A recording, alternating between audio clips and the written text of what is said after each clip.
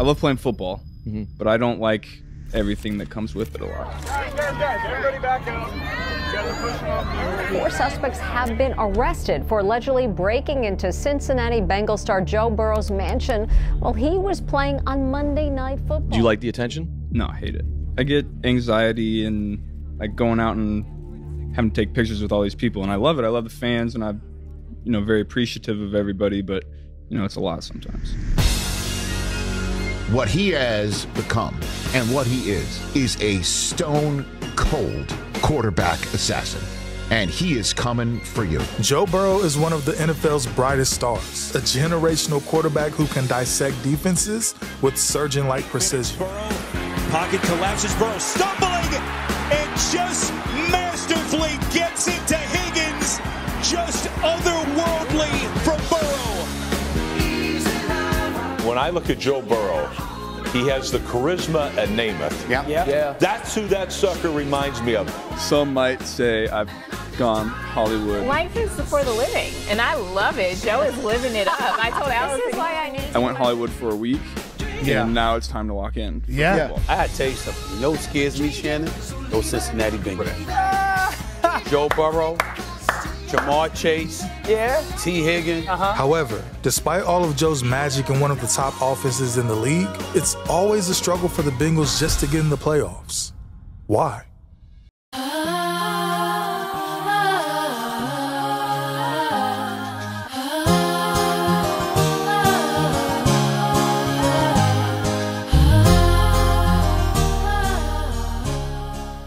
Il y a des joueurs dont la trajectoire semble toute tracée. Des prodiges destinés à dominer la NFL. Et puis, il y a ceux qui ont dû tout prouver. Ceux qu'on a sous-estimés, oubliés, transférés, avant de revenir plus fort que jamais.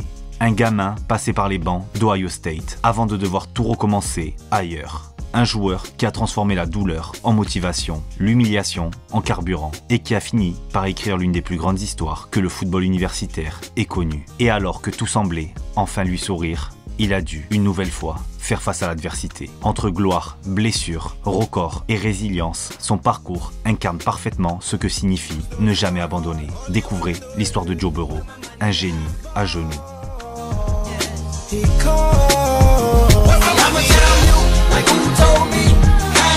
Everything around me, sing your dollar, dollar bill, y'all. Dollar, dollar bill, y'all. Dollar, dollar bill, y'all. Dollar, dollar bill, y'all. I'ma tell you, like who told me, cash rules everything around me, sing your dollar, dollar bill, y'all. Dollar, dollar bill, y'all. Dollar, dollar bill, y'all.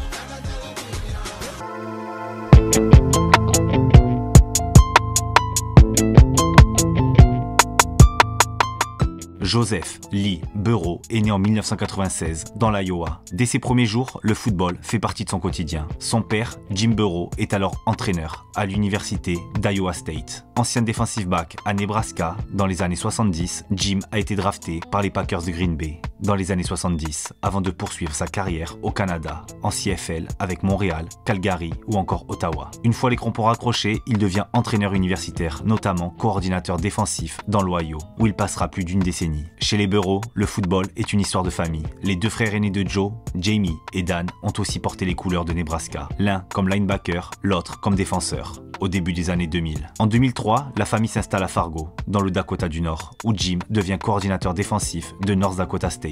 C'est là que Joe, à seulement 7 ans, impressionne déjà par son bras. Le coordinateur offensif de l'époque se souvient encore de ce petit garçon capable de lancer un ballon avec une précision déconcertante pour son âge. 2 ans plus tard, les Burrow déménagent définitivement à Athens, dans l'Ohio. Et c'est là que Joe va grandir et forger son identité. En high school, Joe devient rapidement la star locale. De 2011 à 2014, il est le quarterback titulaire des Bulldogs et transforme totalement le programme. En 3 saisons, il mène son équipe à 37 victoires pour seulement 4 défaites, qualifiant son programme pour 3 playoffs consécutifs et remportant les 7 premières victoires en phase finale de l'histoire de l'école. L'apogée arrive en 2014, sa saison senior. Les Bulldogs signent une année magique, terminant avec un bilan de 14 victoires et 1 défaite, atteignant la finale d'État et battent le record de l'Ohio avec 861 points inscrits sur la saison. Cette finale, perdue dans un match spectaculaire 56-52 contre Toledo, reste gravée dans les mémoires. Joe y établit plusieurs records, 446 yards à la passe, 6 touchdowns et 26 passes complétées. Des chiffres jamais vus à ce niveau. Ses stats en carrière lycéenne donnent le vertige. 11 400 yards, plus de 150 touchdowns à la passe, auxquels s'ajoutent 2 milliards et plus de 20 touchdowns au sol. Ses performances lui valent le titre de Mr. Football dans l'Ohio en 2014, la récompense suprême pour un joueur de lycée,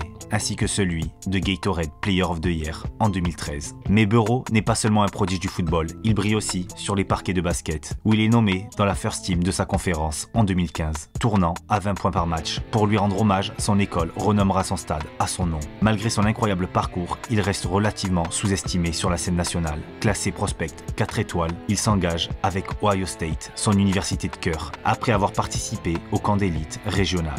Joe Burrow rejoint alors Ohio State, l'une des plus grandes puissances du football universitaire. Pour lui, c'est un rêve de gosse, jouer pour un programme légendaire, à seulement quelques heures de sa ville natale. Mais dès son arrivée à Columbus en 2015, il comprend qu'il n'y aura rien de facile. Le programme sort tout juste d'un titre national en 2014 et possède sans doute l'une des salles de quarterback les plus compétitives du pays. Au printemps 2015, Kendall Jones, héros des playoffs, et J.T. Barrett, star de la Big Ten, sont encore sur le campus. Dans ce contexte, Burrow débarque comme freshman et dès sa première saison, Urban Meyer choisit de lui donner une année de développement. Il ne joue aucun snap officiel, il apprend le système, prend du muscle et observe comment fonctionnent les géants qui l'entourent. En 2016, il devient le quarterback numéro 2, officiellement, derrière J.T. Barrett. Son rôle reste limité, mais il fait ses débuts sur le terrain. Il entre en jeu dans 6 rencontres, souvent quand le match est déjà plié. Ses stats sont maigres, mais prometteuses. 22 passes complétées sur 28, 226 yards et 2 touchdowns. Il ajoute aussi quelques courses. Ce n'est rien d'explosif, mais on voit déjà sa précision et son calme dans la poche. L'année suivante devait être celle de l'opportunité. J.T. Barrett est toujours titulaire, mais Burrow est censé batailler pour le rôle de successeur. Malheureusement, au mois d'août, en plein camp d'entraînement, il se fracture la main droite. Cette blessure le prive de plusieurs semaines de préparation et fait basculer la hiérarchie. Pendant son absence, c'est un autre quarterback, Dwayne Haskins, qui impressionne le staff. Quand Burrow revient, il est relégué, derrière Barrett et Haskins. Il ne dispute que 3 bouts de match pour un total de 61 yards. Pourtant, beaucoup de ses coéquipiers racontent qu'à l'entraînement, il était capable de rivaliser. Mais les blessures et le timing ne lui ont pas ouvert la moindre fenêtre. Au printemps 2018, avec le départ de J.T. Barrett, la bataille pour le poste de titulaire s'annonce entre Burrow et Haskins. Les deux se partagent les snaps au camp d'entraînement, mais beaucoup décrivent Burrow comme plus talentueux. Mais Urban Meyer tranche au dernier moment. Haskins sera titulaire. Face à ce verdict, Burrow prend une décision radicale. Il demande son transfert. Cette décision choque certains fans, mais Burrow lui-même explique plus tard qu'il n'avait pas d'autre choix. Je savais que je pouvais jouer au plus haut niveau, mais à Columbus, j'en ai pas eu l'opportunité.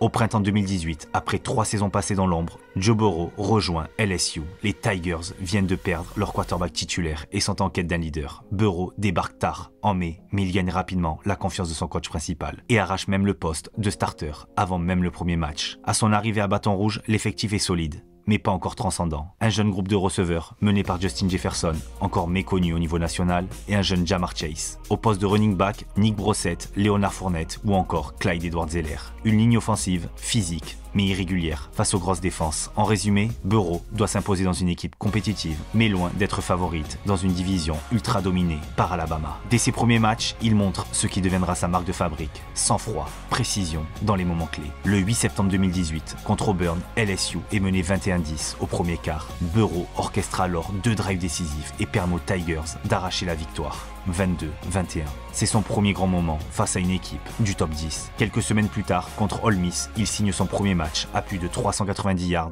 292 à la passe et 90 au sol, démontrant qu'il est capable d'être une véritable double menace. En novembre, il livre l'un de ses plus beaux matchs de la saison lors du Fiesta Bowl contre UCF. Burrow termine avec 390 yards à la passe et 4 touchdowns, guidant LSU vers une victoire 40-32. Sur l'ensemble de la saison 2018, ses stats restent modestes. 2894 yards à la passe, 16 TD pour 5 interceptions. Rajoutez à ça 400 yards au sol pour 7 touchdowns supplémentaires. Un total qui traduit plus sa régularité et sa solidité que des éclats spectaculaires. Son rating est moyen, mais il faut rappeler qu'il joue dans une attaque encore conservatrice, très orientée vers le jeu au sol. Avec un bilan de 10 victoires et 3 défaites, LSU termine 6e au classement et échoue à se qualifier en play-off dans une ligue dominée par Alabama, Clemson, Oklahoma et Notre-Dame. La marche est encore trop haute pour Burrow. Cette première saison est avant tout une année de transition. Il a gagné le respect du vestiaire, prouve qu'il est un vrai compétiteur, mais il n'est pas encore considéré comme une star. Pourtant, dans l'ombre, quelque chose se prépare. en 2019. L'attaque de LSU va changer de dimension avec l'arrivée de Joe Brady comme coordinateur offensif.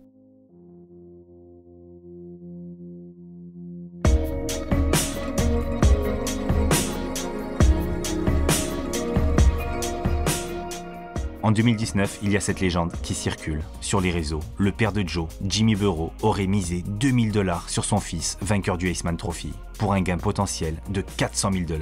Une belle histoire, mais ça reste une rumeur non confirmée par des médias crédibles. Né de posts viraux et même pointés comme inventés à l'époque. 2019, c'est surtout l'année où LSU change de dimension. L'arrivée de Joe Brady comme coordinateur offensif, en tandem avec Steve Esminger, installe une attaque de feu, spacing chirurgical, lecture rapide, option au milieu, isolement gagné par les schémas, une ligne de haut niveau. Autour de Burrow, Ja'Marr Chase, Justin Jefferson explose. Les chiffres racontent la même histoire. Bilan 15-0. Une attaque à 726 points. 48,4 points par match et un Burrow au stat lunaire, 5670 yards, 60 touchdowns à la passe, 76% de passes complétées, une des lignes de stats les plus folles jamais vues en college football. C'est aussi la première équipe de sa conférence avec un quarterback à plus de 5 milliards à la passe, un running back à plus de milliards et 2 receveurs à milliards ou plus avec Chase et Jefferson. À Texas, dans une victoire 45-38, Burrow sort un énorme jeu en 3e et 17 pour Justin Jefferson. 61 yards et un message envoyé au pays entier. Contre Florida, victoire 42-28, la défense la plus voleuse du moment repart sans sac ni turnover provoqué pendant que l'attaque déroule. À Alabama, dans une victoire 46-41, LSU brise 8 ans de disette à l'extérieur.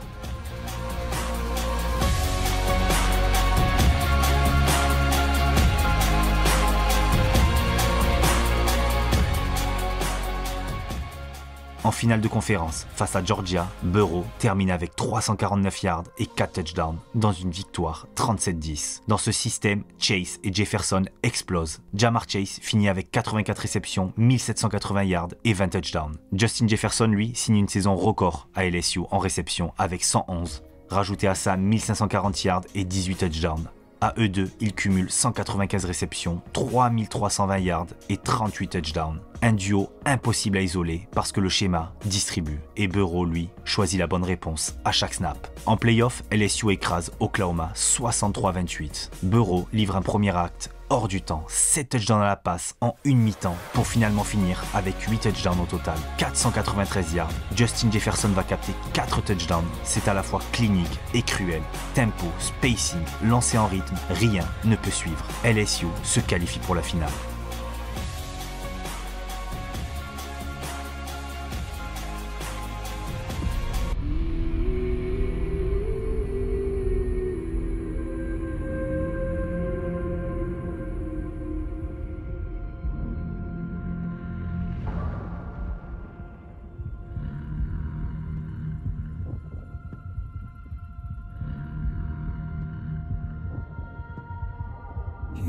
There's a spirit in this football team that they can't overcome, man. It will never happen. 14 games, we've had people try to say, well, wait until ...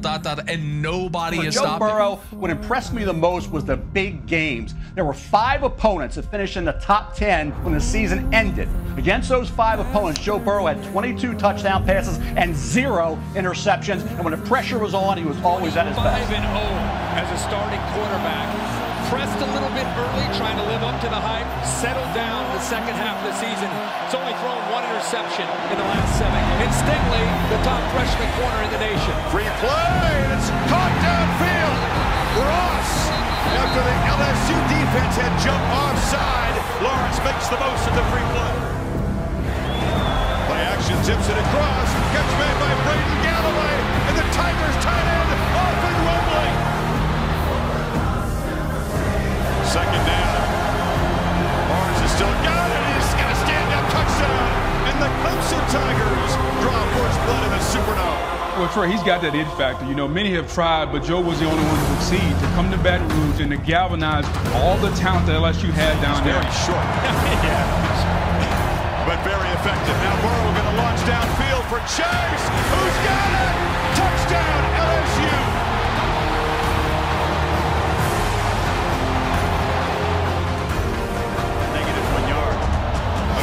Pressure is picked up, and now Burrow is launching downfield, and it's Chase again. He's got the catch, and again fighting inside the 5.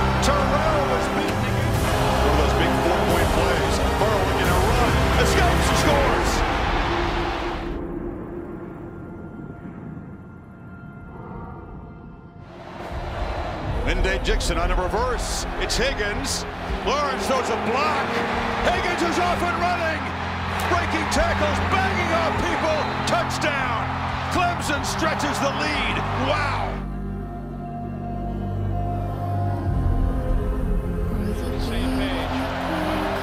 Burrow from the pocket, launches to the end zone. Caught. Touchdown Chase. And LSU takes its first lead. He's one of those guys who can just move subtly, buy time, keep his eyes down the field. Burrow takes off and gets in the clear.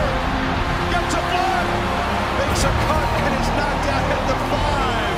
That's gutsy without a timeout, but it works. It sure is.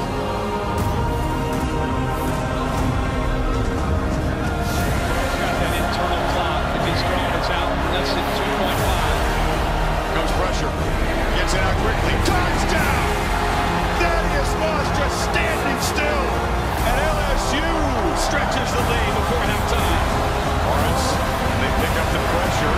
Tries to scramble free. They grabbed his face mask. It'll be an LSU penalty. He's going to be knocked down. Etienne again.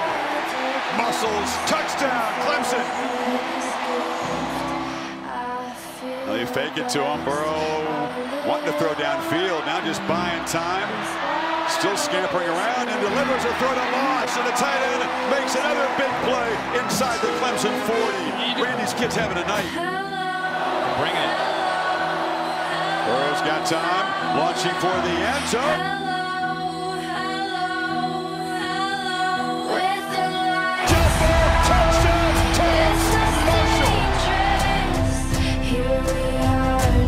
He did win the Heisman Trophy in a landslide, most first-place votes, widest margin of victory we've ever seen. Trey, I'll tell you a story. We were walking to midfield for the national championship game. It was me and Joe side by side against Clemson. He simply looked at me and gave me a wink. He's confident, not cocky. Flushed again. Has room, makes it cut, pays the price, lost the ball. Flores coughs it up at the end of the run. LSU's got the football, and they got one hand on the trophy. Perfect season, national championship. As they say in the Bayou, les de la bon temps roulé.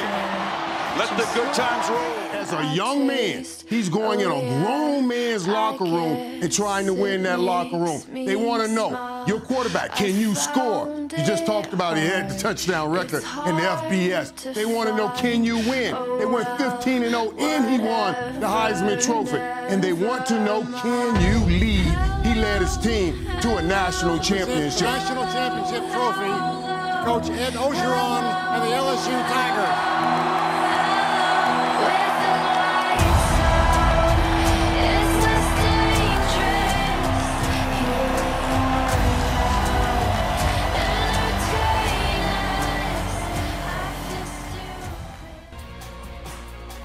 Le bouquet final face à Clemson, LSU referme la saison avec une victoire 42-25. Burrow sort avec 463 yards, 5 touchdowns à la passe et 1 touchdown au sol. Et un sentiment s'impose. On vient peut-être de voir la meilleure équipe universitaire de l'ère moderne. Le Heisman Trophy tombe comme une évidence, une victoire record dans l'histoire du vote. 1846 points d'écart, 90% des voix le classent premier. Il pulvérise les références et apparaît sur la quasi-totalité des bulletins. Et puis, il y a un instant humain. Sur scène, Burrow parle de la pauvreté et de l'insécurité alimentaire dans sa ville natale. En quelques jours seulement, son message déclenche une vague de dons, environ 650 000 $ récoltés. Une partie est pérennisée pour fonder un refuge. Et maintenant, rideau sur l'université. Après la parade, le titre et les trophées, Joe Burrow se tourne vers la NFL.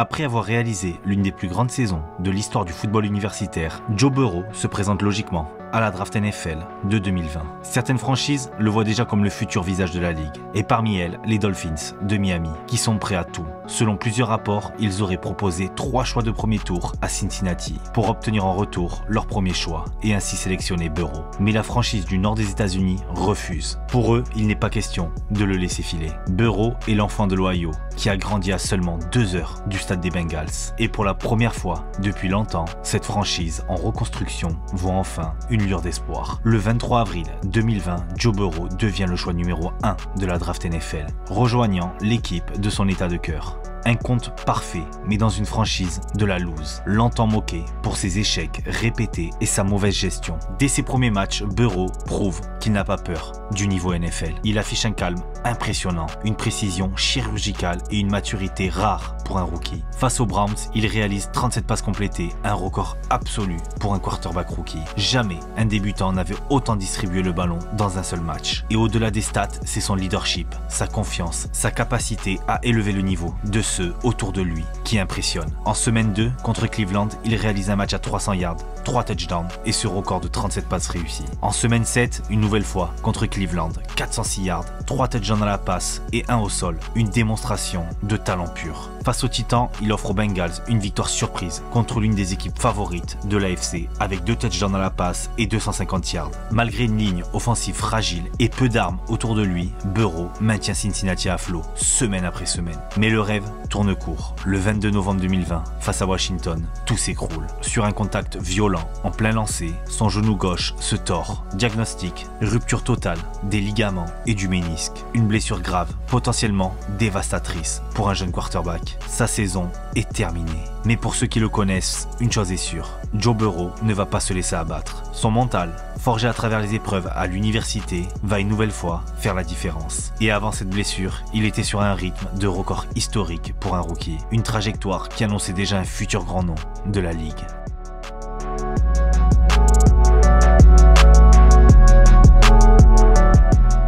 Après une grave blessure au genou, il revient en 2021 avec une seule mission, prouver qu'il est bel et bien l'homme du renouveau de Cincinnati. Une décision fait énormément parler. Alors que le meilleur lineman de la QV, Penei Sewell, est encore disponible, les Bengals choisissent Ja'Marr Chase, l'ancien coéquipier de Burrow à LSU. Un choix critiqué parce que la priorité semblait claire, protéger leur jeune quarterback. Et avec Tyler Boyd et T. Higgins déjà présents, beaucoup pensaient que ce choix n'avait pas de sens. Mais très vite, Chase va faire taire tout le monde. Burrow et lui retrouve instantanément la connexion magique du temps de LSU. Et avec Higgins et Boyd, ils forment l'un des trios les plus explosifs de la ligue. Dès la semaine 1, face aux Vikings, Burrow lance pour 260 yards et 2 touchdowns, dont un de 50 yards pour Ja'Marr Chase. Une complicité qui saute aux yeux. Quelques semaines plus tard, face à Pittsburgh, il récidive avec 3 touchdowns et Cincinnati domine un rival historique. La fin de saison, elle, frôle l'irréel.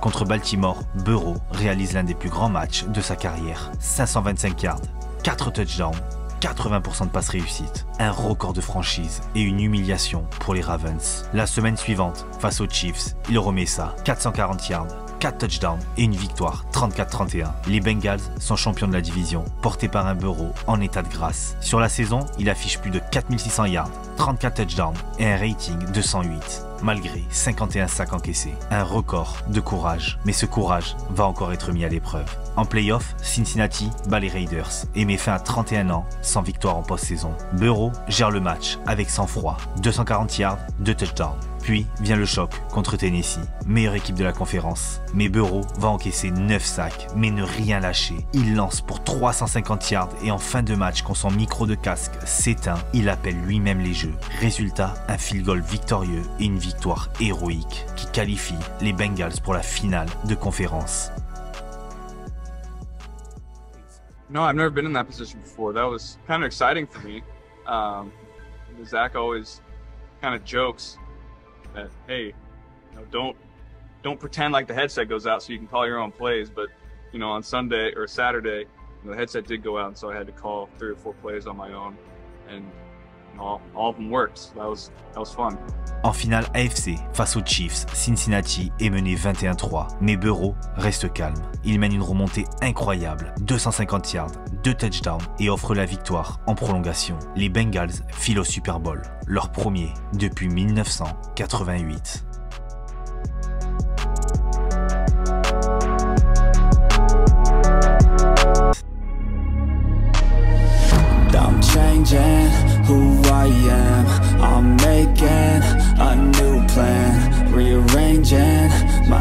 life, and I won't look back ever again.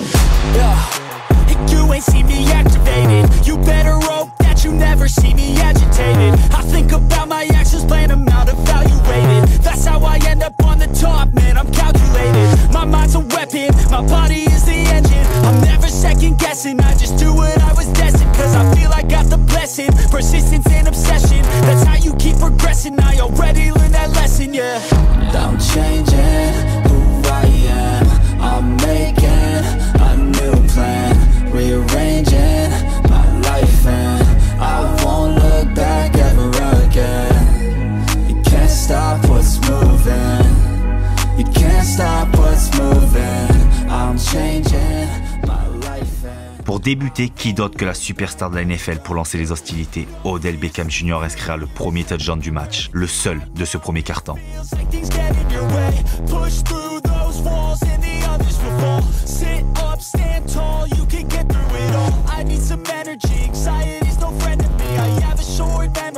Les Bengals se contenteront d'un field goal pour se rapprocher du score, 7-3. En deuxième quart, les Rams vont perdre Odell Beckham Jr. qui connaîtra une grave blessure au genou qui l'éloignera des terrains pendant plus d'1 an.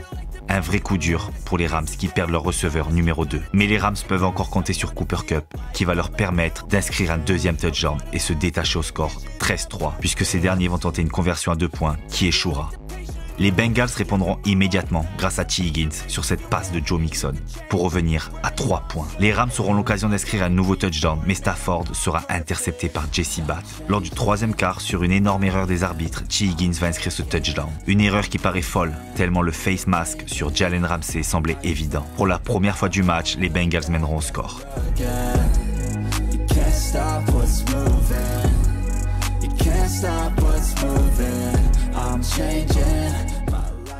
Stafford lui sera de nouveau intercepté quelques minutes plus tard. Les Bengals inscriront un nouveau field goal pour mener de 7 points. Les Rams ne parviendront plus à avancer et devront à leur tour se contenter d'un field goal de Matt Gay pour revenir à 3 petits points. Lors du quatrième quart-temps, les deux attaques enchaîneront les pénalités et auront toute la misère du monde à avancer. Mais à moins de 2 minutes de la fin, Cooper Kupp va inscrire un touchdown et donner l'avantage aux Rams.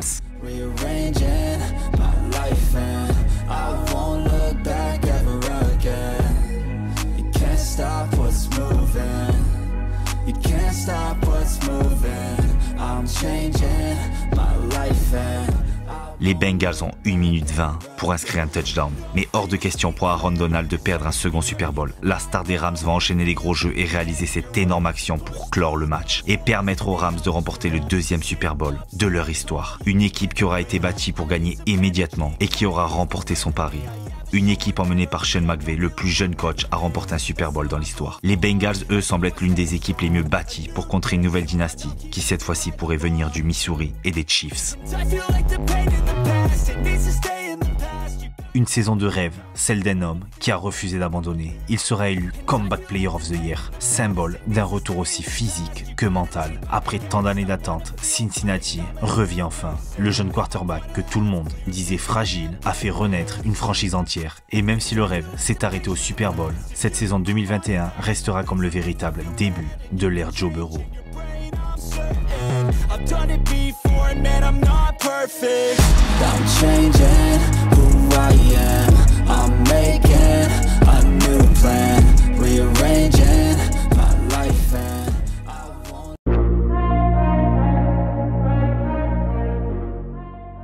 Après le rêve brisé, lors du Super Bowl, Joe Burrow et les Bengals entament la saison 2022 avec l'ambition de prouver que leur parcours n'était pas un accident. Mais dès la première semaine, la réalité frappe fort. Face aux Steelers de Pittsburgh, Burrow vit l'un des pires débuts possibles. Il lance 4 interceptions, subit 7 sacs et les Bengals s'inclinent en prolongation. Un départ cauchemardesque, symbole d'une équipe encore marquée par la défaite en finale et d'une ligne offensive qui peine à protéger son leader. Les premières semaines sont hésitantes, irrégulières, l'attaque peine à trouver son rythme. La confiance semble fragile. Mais peu à peu, la lumière revient. Burrow retrouve sa précision, sa sérénité et le lien magique avec Ja'Marr Chase refait surface. Le véritable tournant arrive lors du match face à Atlanta. Ce jour-là, Burrow livre une masterclass. 480 yards à la passe, 3 touchdowns, aucune interception et plus de 80% de passes complétées. Une performance monumentale qui relance totalement la dynamique de Cincinnati. Derrière ce match, les Bengals enchaînent une série de 8 victoires consécutives pour terminer la saison. Ils battent les Titans, dominent les Chiefs, s'imposent face aux Patriots et finissent la saison régulière avec un bilan de 12 victoires pour 4 défaites. Burrow termine avec 4400 yards, 35 touchdowns et 12 interceptions, des chiffres dignes des plus grands, confirmant qu'il n'est plus une promesse, mais une référence. Seul ombre au tableau, un nombre de sacs concédés bien trop élevé, avec 41. En playoff, les Bengals reviennent, avec confiance. Au premier tour, face aux Ravens, Burrow reste maître du jeu, 209 yards, un touchdown et une victoire 24-17 dans un match étouffant. En demi-finale de conférence, direction Buffalo, sous la neige, le froid, la pression, rien ne semble le perturber. Burrow dicte le tempo, lance 240 yards et 2 touchdowns et fait tomber les Bills 27-10 dans un match maîtrisé de bout en bout. Pour la deuxième année consécutive, les Bengals retrouvent les Chiefs en finale de conférence. Un affrontement devenu un classique entre deux des meilleurs quarterbacks de la ligue. Le match est serré, tendu, indécis. Burrow garde les siens dans la partie avec 270 yards et un touchdown. Mais les Chiefs l'emportent 23-20 grâce à un field goal dans les dernières secondes. Une fin amère, mais pas un échec. Parce qu'à ce moment-là, les Bengals ne sont plus une surprise. Ils sont devenus une puissance, une équipe construite, solide, respectée. Et Joe Burrow, lui, s'impose définitivement comme le visage d'une franchise renaissante. Le leader calme et déterminé d'une équipe prête à conquérir la NFL.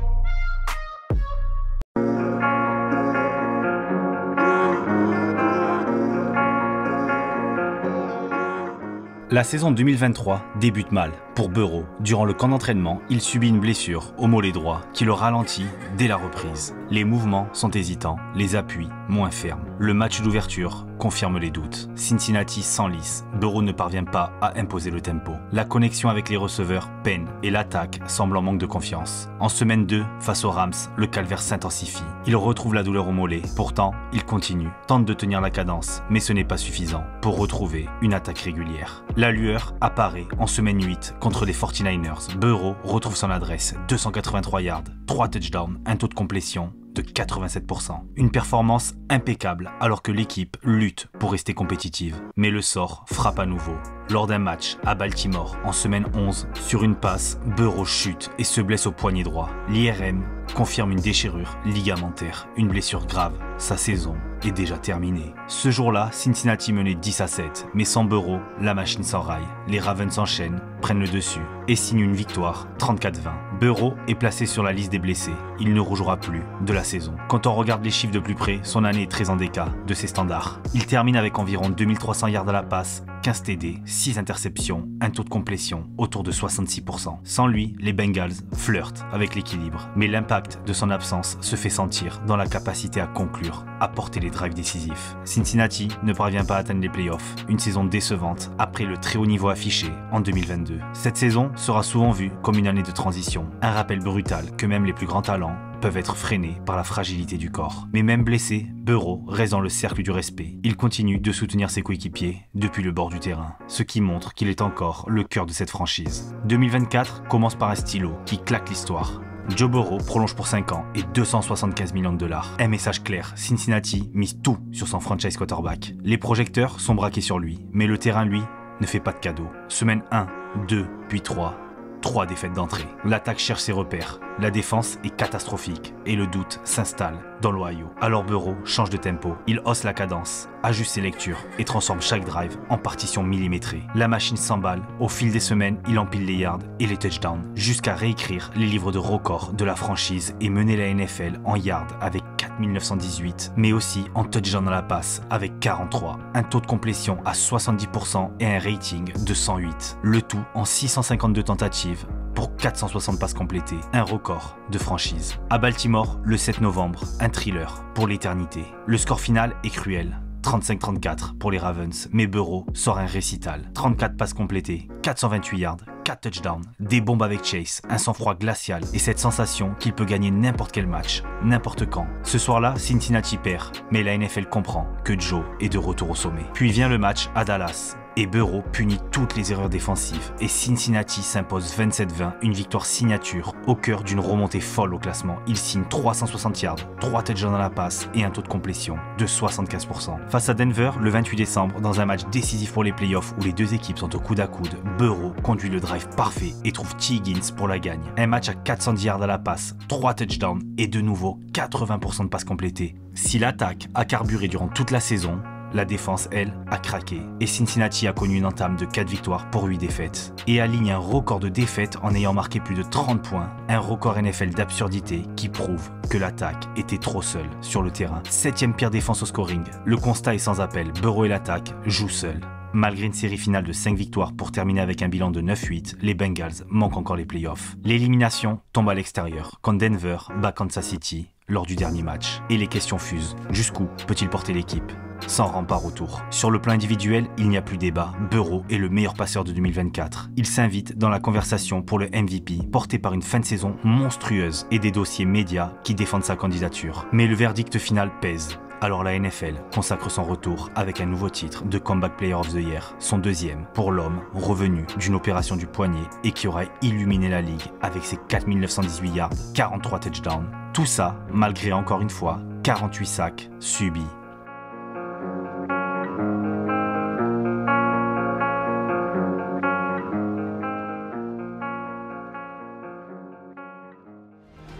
He's like a stone cold killer, man. It doesn't matter who he's playing, he expects to win. People say that, but until you see people that have that mentality, then you really know. They'll have that team ready to win football games every year. Even though we beat them last time, they're still 3-1 against us. Many more, dog, many more. Hey, hold the game. Hold the play we want to. He's definitely, on track to being, the best at his position. Man, Joey B, that boy is a monster. I mean, I'm just calling it what it is. That boy is a monster. I done seen it. I done been around it. Burrow runs. He's at the 35, the 30, 25, 20, 15, 10, 5. Dives for the pylon. Touchdown! Joe Shiesty. Joe, that's one of my favorite quarterbacks to watch play. I don't like playing against him. Why? Because he's so poised. He's so poised. You can talk stuff to Joe all day and he'll laugh it out, give you the smirk, and come out and dime you up.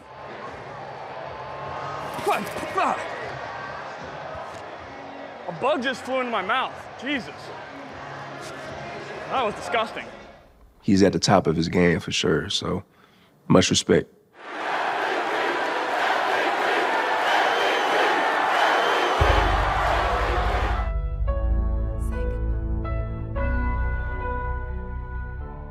Après une saison 2024 étincelante, les attentes autour de Joe Burrow étaient gigantesques. Mais dans l'ombre, la franchise a négligé sa défense. Peu de gros ajouts, des jeunes pas encore rodés, un effectif qui mise tout sur l'attaque. Même le nouveau coordinateur défensif arrive avec le défi de tirer le meilleur d'un groupe limité. Semaine 2, lors du match contre Jacksonville, Burrow est saqué. Et dans la mêlée, sa cheville gauche cède. Dommage ligamentaire significatif. Il tente de tenir le coup, mais le verdict est lourd. Il est contraint à une opération et placé immédiatement sur la liste des blessés dès le 16 septembre. La saison pour lui est déjà en pause. Pendant qu'il est absent, les Bengals s'accrochent, mais sans leur leader à la passe, sans sa vision, beaucoup trop d'incertitudes. Le quarterback remplaçant, Jake Browning, peine à maintenir la cadence et le front office a déjà bougé pour obtenir Joe Flacco, pour tenir le navire à flot jusqu'à ce que Burrow puisse revenir. Les médias spéculent déjà. Est-ce que cette blessure signe le déclin? Peut-il revenir à son niveau dominant après une telle blessure au pied? Dans les semaines qui suivent, le calendrier dessine un retour lointain. Avec de l'optimisme, on évoque un retour en décembre. Encore une fois, conditionnel. Hypothétique. Et si l'équipe est déjà hors course, le scénario le plus probable est qu'on le laisse se reposer pour 2026, sans précipitation. Mais ce que cette saison 2025 prouve déjà, avant même son retour, c'est que Joe Burrow est à la croisée des chemins. Un quarterback exceptionnel, capable de porter une attaque à lui seul. Mais s'il veut que cette équipe devienne un empire durable, il faudra que sa défense, sa ligne et le coaching deviennent aussi solides que son bras. Lui qui a déjà subi plus de 200 sacs. En comparaison, Patrick Mahomes en a subi moins, avec 50 matchs de plus en carrière. La même chose pour Josh Allen, avec lui aussi une quarantaine de matchs en plus, même si leur style de jeu est différent. Joe Burrow aura traversé plus d'obstacles que la plupart des joueurs connaissent en une carrière entière. De ses débuts à LSU jusqu'à l'élite de la NFL, il aura porté Cincinnati sur ses épaules, brisé des records et redonné une âme à une franchise oubliée. Chaque blessure, chaque coup encaissé, chaque doute aura forgé ce qu'il est devenu, un compétiteur absolu. Un leader né. L'histoire de Joe Burrow n'est pas une histoire de défaite, c'est celle d'un homme qui refuse d'abandonner. Child.